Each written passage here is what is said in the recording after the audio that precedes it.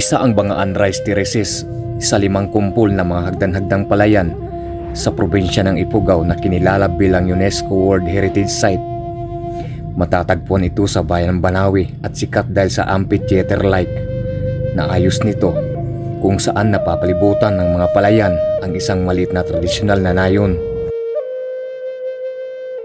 Ang nayon sa ibaba ng mga palayan ay nananatiling tradisyonal, kung saan makikita ang mga Ifugao Bali, mga katutubong bahay na gawa sa kahoy at may bubong na kugon.